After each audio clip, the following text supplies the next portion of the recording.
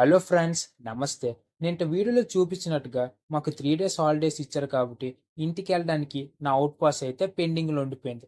ఇంకా నేను కూడా పడుకుని పోయాను కాబట్టి మళ్ళీ మార్నింగ్ లెగిసిన వెంటనే నేను ఇంక మా రూమ్‌మేట్స్ అందరం కలిసి ఔట్ పాస్ కన్ఫర్మ్ చేయడానికైతే వెళ్ళాం. కానీ సేమ్ సిట్యుయేషన్ చాలామందున్నారు. కానీ ఇప్పుడు ఔట్ పాస్ ఇంపార్టెంట్ కాబట్టి ఎలాగోలాగా వెయిట్ చేసి నా ఔట్ పాస్ అయితే తీసుకున్నాను. ఇంకా తీసుకున్న వెంటనే నేను ఇంక మా రూమ్‌మేట్స్ స్పీడ్‌గా నడుచుకొని కాలేజ్ బయటకైతే వచ్చాం. ఇంకా కాలేజ్ బయటకొచ్చిన తర్వాత మా ఔట్ పాస్ అయితే చెక్ చేశారు. చెక్ చేసిన వెంటనే మేము కూడా ఆటో బుక్ చేసి డైరెక్ట్‌గా సామర్లకోట రైల్వే స్టేషన్‌కైతే వెళ్ళాం. వెళ్ళిన వెంటనే ట్రైన్ టికెట్ తీసుకున్నాం. ట్రైన్ వచ్చింది. మేము మా లగేజ్ అంతా పైన పెట్టాం. కానీ బయట మాత్రం వర్షం అయితే ఫుల్‌గా దంచేస్తుంది.